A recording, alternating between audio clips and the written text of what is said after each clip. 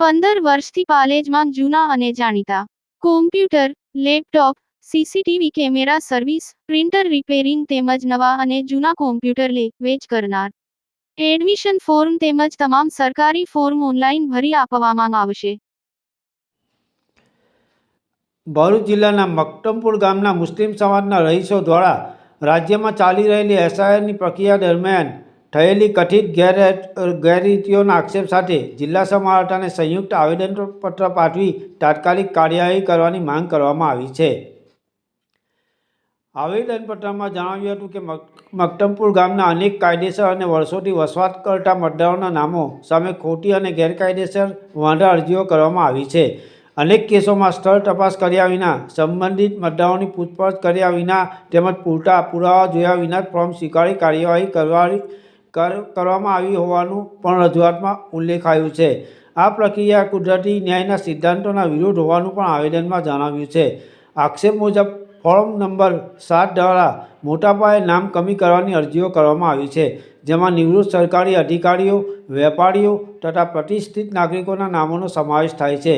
આવેદનમાં દિવ્યેશ કુમાર વિઠ્ઠલભાઈ પટેલ, કલ્પેશ કુમાર કેશવભાઈ પટેલ અને ગણેશ પૂનમભાઈ માછી નામના વ્યક્તિઓ દ્વારા દુષ્ભાવના અને રાજકીય પ્રેરણાથી ગામના 290થી વધુ વ્યક્તિઓ સામે અરજીઓ કરવામાં આવી હોવાનો આક્ષેપ કરાયો છે.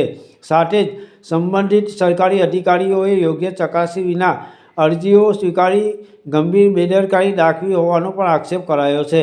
ગ્રામજનોએ કલેક્ટર પાસે માંગણી કરી છે કે તમામ વાંધા અરજીઓની સ્વતંત્ર, નિષ્પક્ષ અને વિગતવાર તપાસ કરવી જોઈએ. કયા મતદારો વિરુદ્ધ અરજીઓ થઈ તેવી સત્તાવાર માહિતી મેળવી ખોટી માહિતી આધારે કાર્યવાહી કરનાર વ્યક્તિઓ અને અધિકારીઓ સામે કાયદેસર પગલાં લેવા જોઈએ. વધુમાં તપાસ પૂર્ણ ન થાય ત્યાં સુધી સંબંધિત ભલામણો સ્થગિત રાખવા, સંબંધિત મતદારોને પૂરતી રજૂઆત અને પુરાવા રજૂ કરવાની તક આપી અંતિમ નિર્ણય સુધી કોઈપણ મતદારનું નામ યાદીમાંથી ન કાઢવાની માંગણીઓ કરાઈ છે. વધુમાં જરૂર પડે ત્યારે ગ્રામજનો તમામ દસ્તાવેજી પુરાવા રજૂ કરવા તૈયાર છે. સાથે જ સમગ્ર પ્રકરણમાં સંડોવાયેલા લોકો અને તેમને મદદ કરનાર અધિકારીઓ સામે પોલીસ ફરિયાદ નોંધાવી કડક કાર્યવાહી કરવાની પણ માંગ કરવામાં આવી છે. પાલેજ ટાઈમ્સ, ભરૂચ. મતદાર યાદી સુધારણાના કાર્યક્રમ અંતર્ગત મક્તમપુર ગામના તમામ મતદારોએ પોતાના જે કંઈ પણ જરૂરી દસ્તાવેજો મતદાર સુધારણા માટેના કાર્યક્રમમાં BLOને આપવામાં આવ્યા હતા.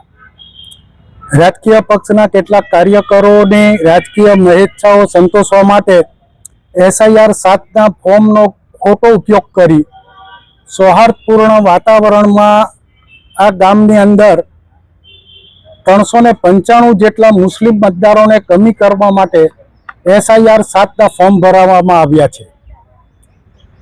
જેટલા લોકોના નામો SIR 7 ફોર્મમાં છે તેમાં પ્રતિષ્ઠિત નાગરિકો છે, વકીલો છે, એન્જિનિયરો છે, રિટાયર્ડ સરકારી કર્મચારીઓ છે. આ પ્રક્રિયામાં SIR 7 ફોર્મની જે આખી પ્રક્રિયા છે તે એટલા માટે શંકાસ્પદ છે કે ગણીને ચૂંટીને એક જ વર્ગના લોકોને ટાર્ગેટ કરીને આ ફોર્મ ભરાયા છે અને અધિકારીઓએ તે કોઈ પણ જાતની દરકાર કર્યા વગર સ્વીકાર્યા છે. તેની સામે અમારો સખત વાંધો છે.